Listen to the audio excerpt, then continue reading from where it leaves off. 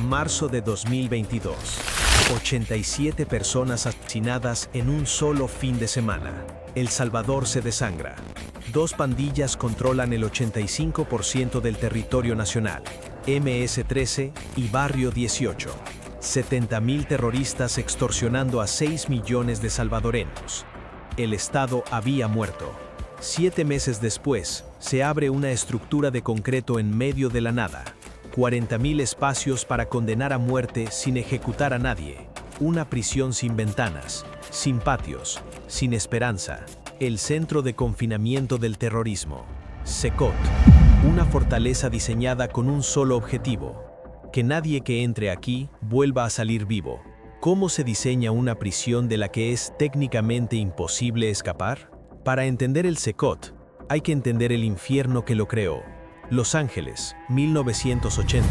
La guerra civil salvadoreña arroja más de 1 millón de refugiados hacia Estados Unidos. 75.000 muertos en 12 años.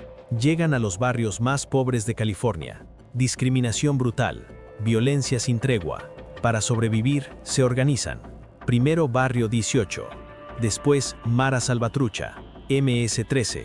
Durante una década crecen. Asesinatos, extorsión, narcotráfico. Y entonces, en 1992, el gobierno estadounidense toma una decisión fatal: deportar 30.000 pandilleros de vuelta a El Salvador. Sin avisar, sin control, sin plan.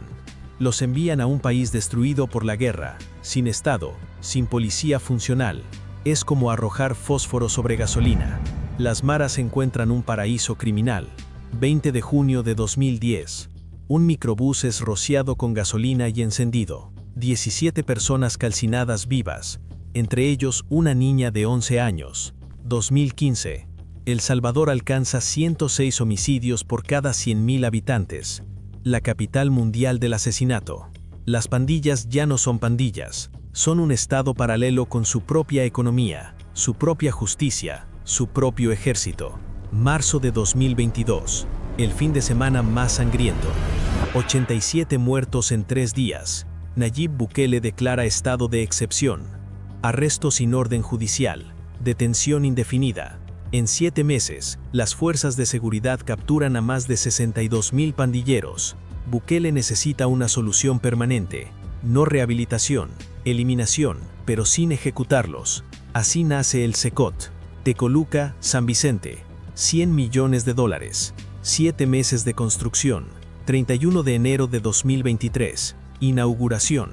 Lo que revelan las cámaras es perturbador.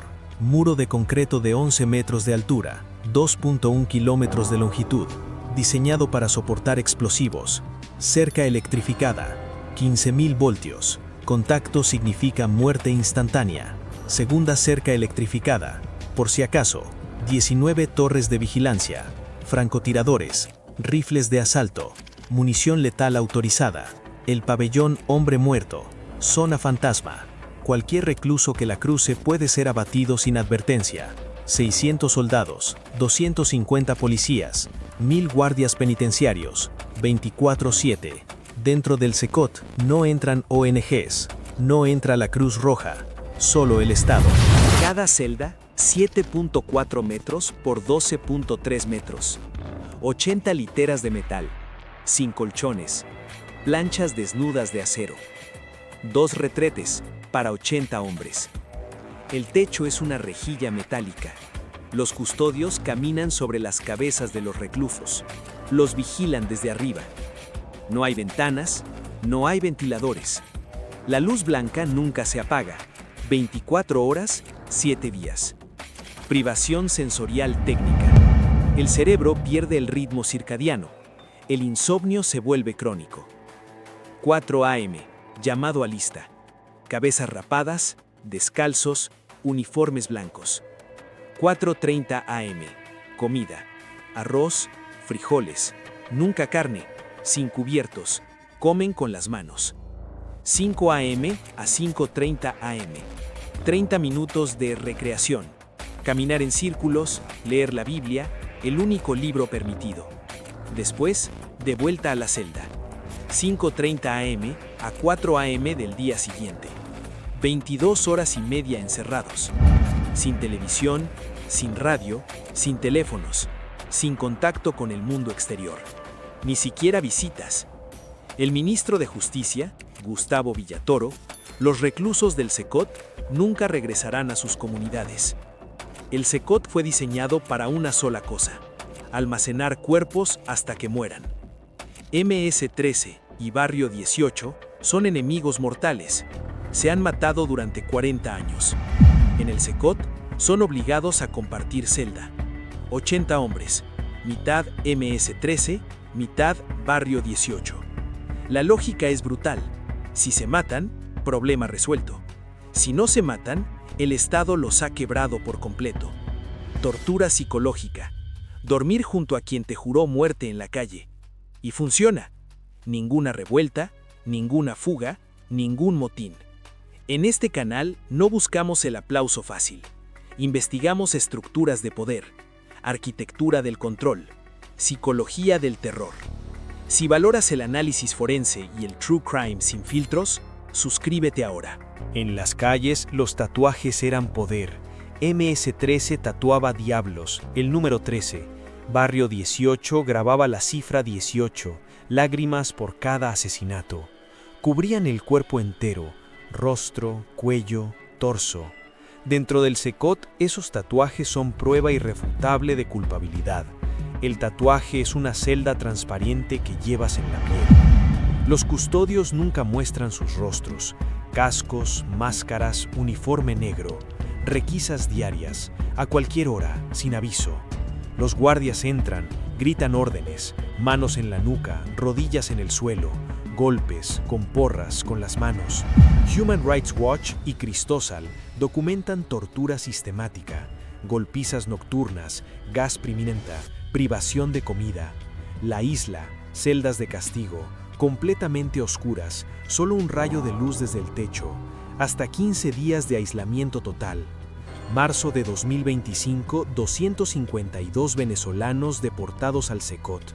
No eran pandilleros, eran migrantes acusados sin pruebas.